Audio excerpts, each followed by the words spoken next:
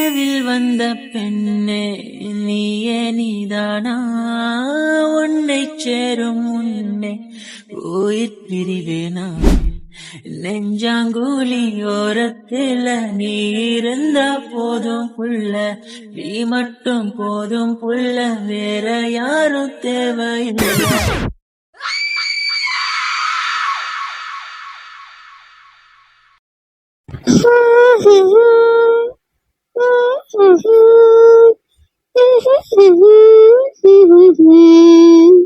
என்ன மேடம் ஒரே ஜாலி மூட்ல இருக்கீங்க போல. நீங்களா? நீங்க இங்க என்ன பண்றீங்க? அத நான் தான் கேட்கணும். நீ என்ன பண்ணிட்டு இருக்க இங்க? அது ஷாலு அக்கா வராங்களா, அதனால இந்த ரூமை கொஞ்சம் ரெடி பண்ணி வைக்க சொன்னாங்க. ஓ அப்படியா, சரி சரி. ஆமா, சாங்ஸ் எல்லாம் பயங்கரமா இருக்கு. என்ன மேடம் ஒரே ஹாப்பி மூட்ல இருக்கீங்க போலியே. அப்படிலாம் எதுவும் இல்ல. நான் எப்பயுமே எதுனா வீட்டு வேலை பாக்குறப்ப இப்படிதான் பாட்டு பாடிட்டே இருப்பேன். அப்பதான் எனக்கும் களைப்பு தெரியாம இருக்கும்ல, அதனால. பாட்டெல்லாம் நல்லாதான் பாடுற. ஆனா கல்யாணத்துக்கு அப்புறம் உன்னோட பாட்டு கேட்க முடியாது போலவே. ஏன் ஏன் இப்படி சொல்றீங்க? உங்க வீட்ல பாட்டு பாடினா பிடிக்காதா? சாச்சா, அப்படிலாம் இல்ல. நீதான் வீட்ல எந்த வேலையும் செய்ய போறது இல்லையே. நம்ம கல்யாணத்துக்கு அப்புறம் வீட்ல யாருன்னா வேலைக்காரங்களா அப்பாயிண்ட் பண்ணலான்னு இருக்கேன். ஐயோ என்னங்க நீங்க, வீட்டு வேலைக்கெல்லாமா யாருன்னா வேலைக்காரங்களை வைப்பாங்க? நம்ம வேலையை நம்ம தாங்க பார்க்கணும். போ ரோஜா, நான் உன் மேல கோவமா இருக்கேன். சரி சரி, அப்படின்னா சமையல் வேலைக்கு மட்டும் யாரையும் போடாதீங்க. சமையல் மட்டும் நான் பாத்துக்கிறேன், மிச்ச வேலைக்கு யாருன்னா வேலைக்காரங்களை போட்டுக்கோங்க. ஐயோ அது இல்ல. வேற என்ன? நீ ஒன்னு மறந்துட்ட. என்ன மறந்த? நல்லா ஞாபகப்படுத்தி பாரு. நான் எதையும் மறக்கலையே. நான் லாஸ்டா உங்க வீட்ல இருந்து வரும்போது என்கிட்ட ஒன்னு சொன்ன ஞாபகம் இருக்கா? நான் என்ன சொன்னேன்? எனக்கு ஞாபகம் இல்லைங்களே. என்ன மாமான்னு கூப்பிடுறேன்னு சொன்னேன்.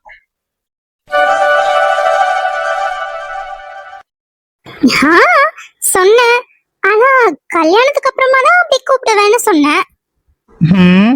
நமக்கு என்கேஜ்மெண்ட் ஆயிடுச்சு. நிச்சயதார்த்தம் ஆயிட்டாலே பாதி புருஷ பொண்டாட்டின்னு அர்த்தம், தெரியாதா? அதெல்லாம் எனக்கு தெரியாது. நீ இப்ப என்ன மாமான்னு கூப்பிடணும். அது நான் இன்னொரு நாள் கூப்பிட்டுமா? ஆஹா, முடியவே முடியாது. நீ இப்பவே கூப்பிட்டே ஆகணும். அது அது எனக்கு எனக்கு அப்படி கூப்பிட முடியல. ஹே, என்ன நீ ரொம்ப போங்கா இருக்கு. ஆனந்த மாமான்னு கூப்பிடுற, விஜய மாமான்னு கூப்பிடுற, என்ன மட்டும் ஏன் அப்படி கூப்பிட மாட்ற? அது அது அவங்க என்னோட மாமா. நானும் தாண்டி உனக்கு மாமா. அது அதெல்லாம் எனக்கு தெரியாது. எனக்கு அப்படி கூப்பிட ரொம்ப வெக்கமா இருக்கு. வெக்கமா இருக்கா? ஹே ரோஜா, ப்ளீஸ் ரோஜா, ஒரே ஒரு தடவை அப்படி கூப்பிடுவேன் ப்ளீஸ். என்னங்க நீங்க? ப்ளீஸ் ப்ளீஸ் ரோஜா, ஒரே ஒரு தடவை மாமான்னு கூப்பிடு. நீ மாமான்னு கூப்பிடு, அதுக்கப்புறம் நான் உன்னை தொல்லையே பண்ண மாட்டேன். என்னங்க நீங்க?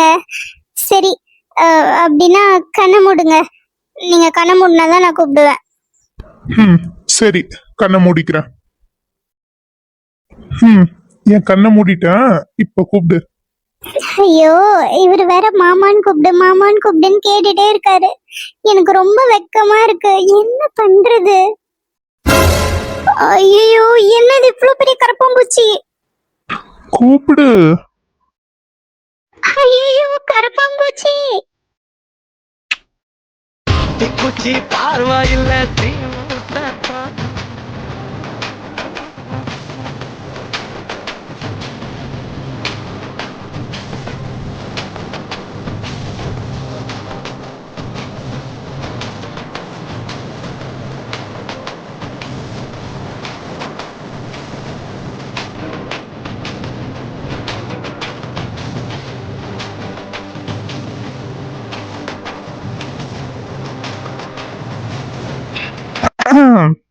டே மச்சான். ஐயோ, ஆனந்த் மாமா. ரோஜா, ரோஜா. அம்மா கூப்பிடுறாங்க. நான் கீழே போகணும். நான் வரேன். வா மச்சான், இங்க என்ன பண்ற? ஆ, அத நான் கேட்கணும் உன்கிட்ட.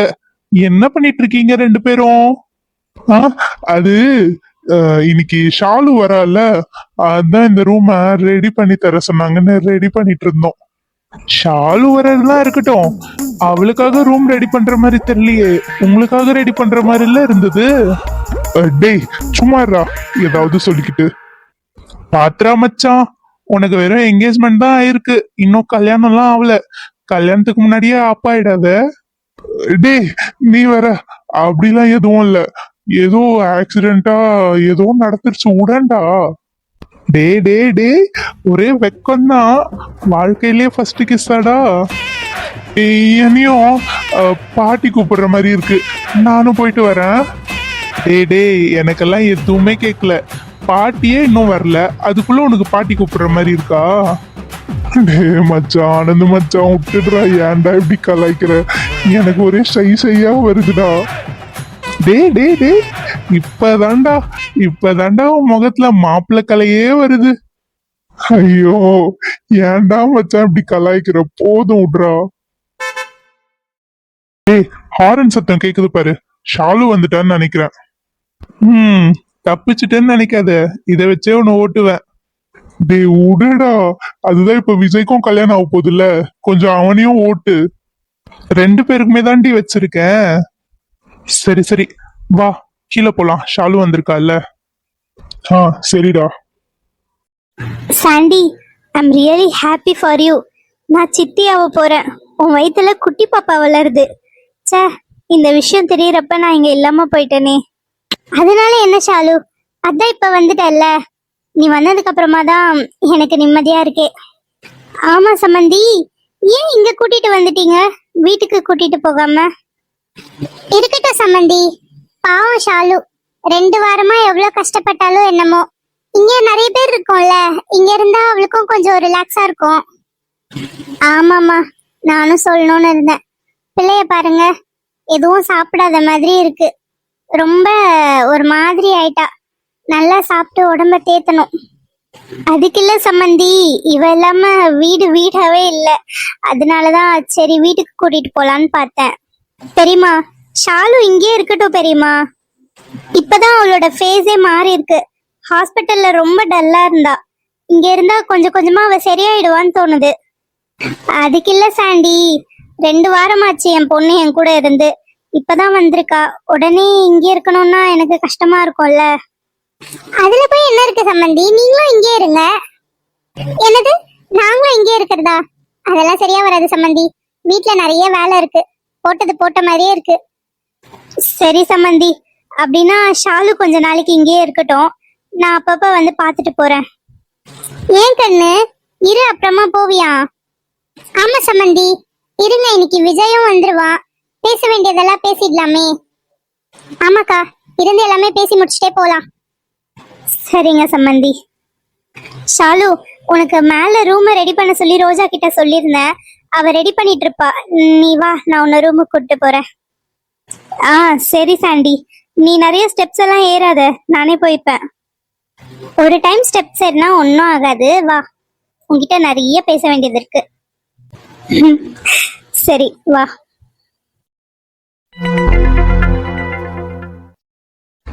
பாபு, காஷ்மோராவை எப்ப டிஸ்சார்ஜ் பண்ணலாம்னு சொல்லியிருக்காங்க சார். அவனை இன்னும் ஒரு 2 டேஸ்ல டிஸ்சார்ஜ் பண்ணிடலாம் சார்.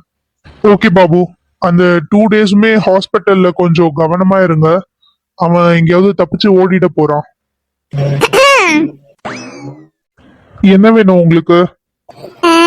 1 கிலோ அரிசி, 1/2 கிலோ துவரம்பருப்பு, 1/2 கிலோ உளுத்தம்பருப்பு, அப்புறம் 1 கிலோ தக்காளி. ஏமா, இது என்ன உனக்கு பார்த்தா மளிகை சாமான் கடை மாதிரியா தெரியுது? இங்க வந்து சமையல் ஐட்டம்லாம் சொல்லிக்கிட்டு இருக்க? பின்ன போலீஸ் ஸ்டேஷனுக்கு எதுக்கு வருவாங்க? வந்தவங்க கிட்ட என்ன வேணும்னு கேட்டா இப்படிதான் பதில் சொல்லுவாங்க. பாபு, என்ன கம்ப்ளைண்ட்னு கேட்டு எழுதிட்டு அனுப்புங்க. கம்ப்ளைண்ட்லாம் எதுவும் இல்ல, எனக்கு காஷ்மோராவை பார்க்கணும், அதுக்காக தான் இங்க வந்தேன். அவன் இங்க இல்ல, ஹாஸ்பிட்டல்ல இருக்கான். அதுவும் இல்லாம அவனை பார்க்க யாரையும் அலோ பண்ண முடியாது. அச்சச்சோ, என்ன இது மிஸ்டர் பாண்டியன், இப்படி சொன்னா எப்படி? அவன் ஒரு கிரிமினல், அதுவும் இல்லாம இன்னும் அவன் மேல கேசஸ் எதுவும் ஃபைல் பண்ணல. அதுக்கு முன்னாடி யாரையும் பார்க்க விட முடியாது, இதுதான் ரூல்ஸ். நான் உன்னை கொண்டு வந்தேன், அதை எடுத்துட்டு போய் கொடுக்கலான்னு பார்த்தேன். இப்ப கொடுக்க முடியாது போலயே. சரி பரவாயில்ல, அட்லீஸ்ட் நீங்களாவது யூஸ் பண்ணிக்கோங்க. அதெல்லாம் எதுவும் ஒரு நிமிஷம் இருங்க. வாங்கிக்கோங்க மிஸ்டர் பாண்டியன். இது நானே கஷ்டப்பட்டு சமைச்ச சிக்கன் கிரேவி அண்ட் பிரியாணி. ஒண்ணு கூட மிச்சம் வைக்காம சாப்பிடணும், சரியா? இங்க பாருங்க, நீங்க ப்ளீஸ் இதெல்லாம் எடுத்துட்டு போங்க. இதெல்லாம் இங்க கொடுக்க கூடாது. காஷ்மீரா வந்ததுக்கு அப்புறம் சொல்றேன், அப்ப எடுத்துட்டு வந்தா அவனுக்கு கொடுங்க. எது காஷ்மீரா வர வரைக்கும் இந்த பிரியாணி இப்படியே இருக்குமா? ஏம்மா, அவர் அப்படி சொல்லல. இத எடுத்துட்டு போயிட்டு காஷ்மீரா வரும்போது புதுசா பண்ணி எடுத்துட்டு வாங்கன்னு சொல்றாரு. ஆமா, எனக்கு வேற வேலை இல்ல. 10 தடவை உட்காந்து சமைச்சிட்டு இருப்பாங்களா? அதெல்லாம் எனக்கு தெரியாது. நான் சமைச்சிட்டேன். இது காஷ்மீரா சாப்பிட்டா என்ன, இல்ல நீங்க யாராவது சாப்பிட்டா என்ன? நான் சமைச்சதே எனக்கு வேஸ்ட் ஆகாம இருந்தா போதும். புடிங்க இத. ரைட்டு. அப்ப இந்த பொண்ணு சாருக்கு தான் செஞ்சு எடுத்துட்டு வந்திருக்கு. அது டைரக்டா குடுக்கறதுக்கு வெக்கப்பட்டுக்கிட்டு இப்படி கொடுக்குது போல. கவி, நான் இதெல்லாம் சாப்பிட மாட்டேன். தயவு செஞ்சு எடுத்துட்டு போங்க. நீங்க சாப்பிடுங்க, இல்ல எடுத்துட்டு போய் எங்கயாவது கொட்டுங்க. என் கடமை எடுத்துட்டு வந்து கொடுக்கறது நான் கொடுத்துட்டேன். கிளம்புறேன், பாய். மனம் சூப்பரா வருதே. சார், அது ஓபன் பண்ணி டேஸ்ட் பண்ணி பாப்போமா? என்னமோ பண்ணி தொலைங்க. புடிங்க. மனமே சூப்பரா இருக்கே. ஐயோ, இப்பவே டேஸ்ட் பண்ணோம், நாக்கு ஊறுது. சரி, திறந்து பாப்போம். என்ன இது, ஏதோ லெட்டர் மாதிரி இருக்கு. ஒருவேளை இந்த பொண்ணு சாருக்காக தான் லெட்டர் எழுதி இருக்குமோ? அவர்கிட்டயே கூப்பிட்டு கொடுப்போம். பாண்டியன் சார். என்ன பாபு, நீங்களே சாப்பிடுங்க, எனக்கு வேண்டாம். இது சாப்பிட முடியாது சார், கொஞ்சம் இங்க வாங்கல. இப்ப என்ன பாபு? சார், உங்களுக்காக தான் இந்த டிஃபன் பாக்ஸ்ல ஏதோ லெட்டர் இருக்க மாதிரி இருக்கு. இங்க கொடுங்க. சாரி. அந்த பொண்ணு நேத்து உங்களை திட்டினதுக்காக சாரி சொல்லுது போல சார். இல்ல பாபு, நான் அந்த பொண்ணை அவாய்ட் பண்றது தான் நல்லது. நாங்க 2 பேரும் பேசாம இருக்கிறது தான் அந்த பொண்ணுக்கு ரொம்ப நல்லது. நேத்து நடந்த அந்த பிரச்சனைய காரணமா காட்டி நான் அப்படியே கொஞ்சம் கொஞ்சமா விலகிடணும்னு நினைக்கிறேன். இந்த சாரி எல்லாம் இனி தேவையில்லை.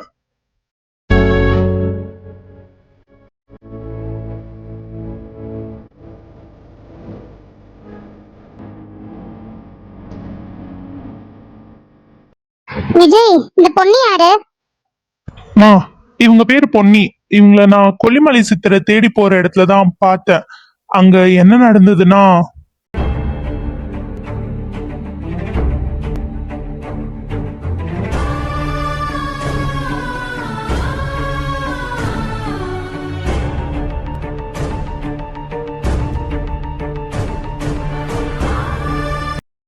அம்மாடி, இவ்வளவு விஷயம் நடந்ததா? அட கடவுளே. ஐயோ பாவம், இந்த பொண்ணு இறக்கமே இல்லாம இப்படி நடந்துட்டு இருந்திருக்காங்க. இந்த காலத்துல கூட இந்த மாதிரி எல்லாம் சடங்குங்க இருக்குன்னு நான் இப்பதான் கேள்விப்படுறேன். நல்ல வேளை நீ அந்த பொண்ணை காப்பாத்தி கூட்டிட்டு வந்துட்டடா விஜய். அம்மா, பொன்னிய இங்க தங்க வைக்கிறதுல உங்களுக்கு எதுவும் பிரச்சனை இல்லைல்ல? ஏன்னா அவளோட காலேஜ் இங்க பக்கத்துல தான். இன்னும் கொஞ்சம் வருஷத்துல அவளோட படிப்பு முடிஞ்சிரும். அதனால பாட்டி வீட்ல இருந்தே அவங்க போனாங்கன்னா நல்லா இருக்கும்னு நான் நினைக்கிறேன். ஏயா பேராண்டி, என்னையா இப்படி கேட்டுப்பட்ட? இன்னும் கொஞ்ச நாள்ல நீங்க எல்லாம் கிளம்பி உங்க ஊருக்கு போயிடுவீங்க.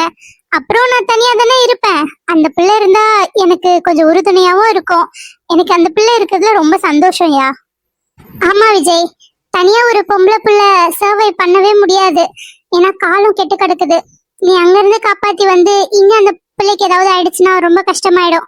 அதனால அந்த பொண்ணு அம்மா வீட்டுல ஸ்டே பண்ணிக்கிட்டோம், ஒன்னும் பிரச்சனை இல்ல. எம்மாடி, நீ ஏதாவது சாப்பிட்டியா இல்லையா? சாப்பிட்டேன் ஆச்சி. வர வழியில சாப்பிட்டுதான் வந்தோம். சரிம்மா, நான் உனக்கு ரூம் அரேஞ்ச் பண்ணி தர சொல்றேன். நீ அங்க போயிட்டு குளிச்சுட்டு ரெஸ்ட் எடு. இவ்வளவு தூரம் டிராவல் பண்ணி வந்திருக்க, டயர்டா இருக்கும். சரிங்கம்மா. டே விஜய், உனக்கு ஒரு ஹாப்பி நியூஸ். ஹாப்பி நியூஸா? வந்ததும் வராததுமா? என்னது? என்னவா இருக்கும்னு கெஸ் பண்ணுங்க பாப்போம். என்னது? அண்ணி, உங்க வயித்துல ட்வின்ஸ் பாப்பா இருக்கா? லூசு பேராண்டி, அது எப்படி இப்பவே தெரியும்? அது கிடையாது, வேற. வேற என்ன ஹாப்பி நியூஸ்? சரி, எல்லாம் அப்புறம் பேசிக்கலாம். நான் முதல்ல குளிச்சுட்டு போய் ஷாலு பார்த்துட்டு வரேன். அவளை பார்த்தே ரொம்ப நாள் ஆன மாதிரி இருக்கு. பாவம் எப்படி இருக்காளோ என்னமோ.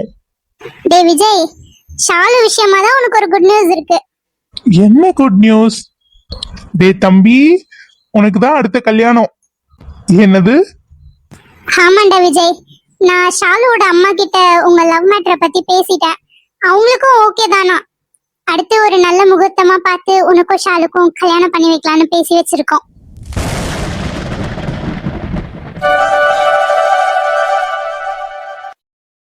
என்னது? உண்மையாவா? அம்மா, நீங்க நிஜமாவா சொல்றீங்க? எனக்கும் ஷாலுக்கும் கல்யாணமா? ஆமாண்டா பேராண்டி. ஐயோ, எனக்கு ரொம்ப சந்தோஷமா இருக்கு. நான் இப்பவே ஷாலுவை பார்க்கறதுக்காக போயிட்டு வரேன். எங்க போற? ஷாலு வீட்டுக்கு. வீட்டுக்கெல்லாம் ஒண்ணும் போவேனா, ஷாலு மாடியில தான் ஸ்டே பண்ணிருக்கா. எந்த மாடியில தான் இருக்காளா? நான் போய் அவளை பார்த்துட்டு வரேன். ஷாலு இங்கதான் இருக்கான்னு சொன்ன உடனே என்ன ஓட்டமா ஓடுறான் பாருங்களேன். ஆமாண்டா பேராண்டி, அவனுக்கு அந்த பிள்ளைய ரொம்ப பிடிச்சிருச்சுன்னு நினைக்கிறேன். இருக்காதா பின்ன, இவ்வளவு நாளா லவ் பண்றாங்க. நல்லா இருந்தா சந்தோஷம்.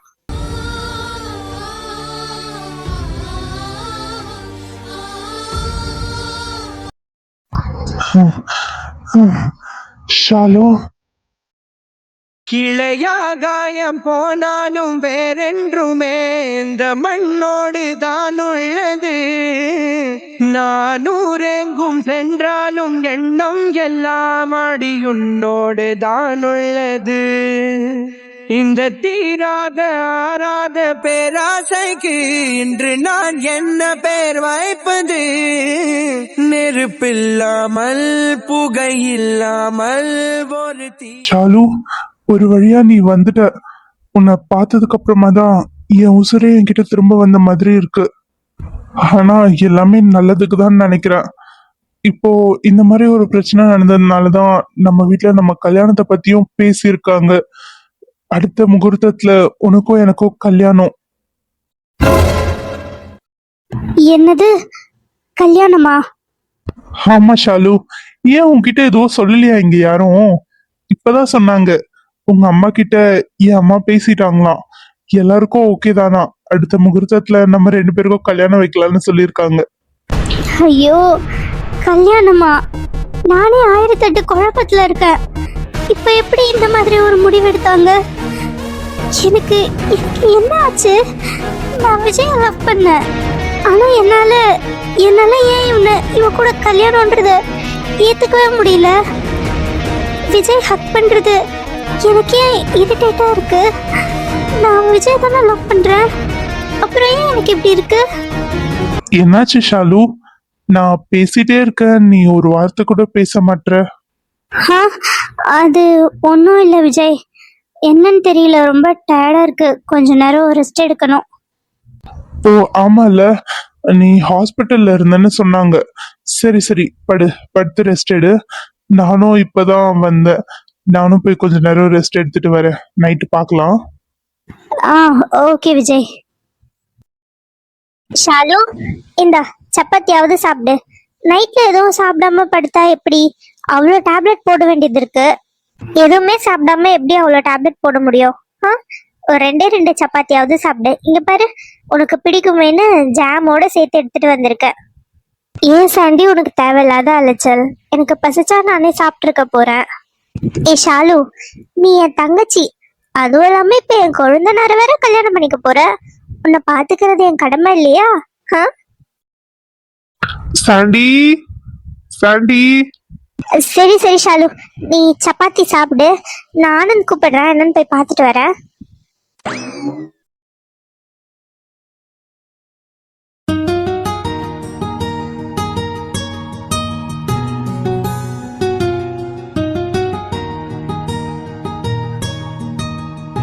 எனக்கு ஏன் காஷ்மோராவோட நினைப்பாவே இருக்கு. அவன் இப்ப எப்படி இருக்கான்? நல்லா இருக்கானா? குண்டடி பட்டு இருந்ததே, ரெக்கவர் ஆயிருப்பானோ இல்லையோ? என்னால ஏன் நிம்மதியாவே இருக்க முடியல? நான் ஏன் காஷ்மோராவை இவ்வளோ மிஸ் பண்றேன்? சரி, இதெல்லாம் ஒன்றும் இல்லை. அவ்வளோ நாள் அவன் கூட இருந்தல்ல, அதனால கூட இருக்கலாம். நான் கொஞ்ச நேரம் தூங்கி எந்திரிச்சா சரியா போகும்னு நினைக்கிறேன்.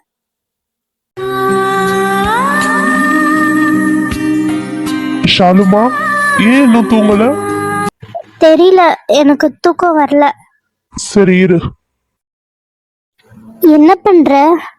உனக்கு தூக்கம் வரலல்ல, நான் உனக்கு கதை சொல்றேன். நீ கண்ணை மூடிட்டு இமேஜின் பண்ணு, கண்டிப்பா தூக்கம் வரும். ஓகே.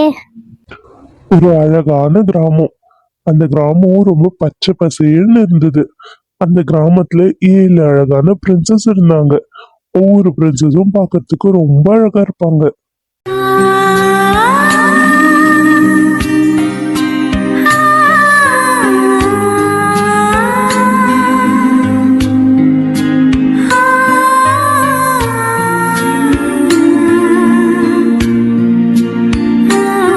என்ன இது?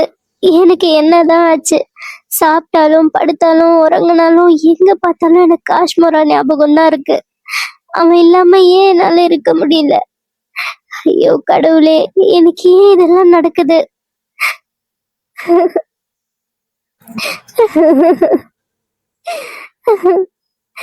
எனக்கு எதுக்குதான் இந்த போன ஜென்மம் எல்லாம் ஞாபகம் வந்ததோ? இப்ப என்னால அவனை பிரிஞ்சு இருக்கவே முடியல. ஆனா ஆனா என் வீட்டுல விஜய் கூட கல்யாணத்துக்கு பேசிட்டாங்க. நான் என்ன பண்ண போறேன்? எப்படி அவன் கூட சேர போறேன்? என்னால அவன் இல்லாம வாழ முடியாதுன்னு தோணுது. நீ இல்லை என்றால் என் வாழ்வே தனிமை. மரணத்தை விடுவோம் அந்த நொடி தானே கொடுமை. புதிதமே மையாக சதைகளே ஏடாக கடிதங்கள் செதுக்கிடுவேன் நரம்புகள் ஒளியாக. 4 யுகங்கள் இந்த பூமி வாழ்கிறது, அதையும் தாண்டி நம் காதல் வாழுமே. ஊனும் உயிரும் உன்னை தேடுதே.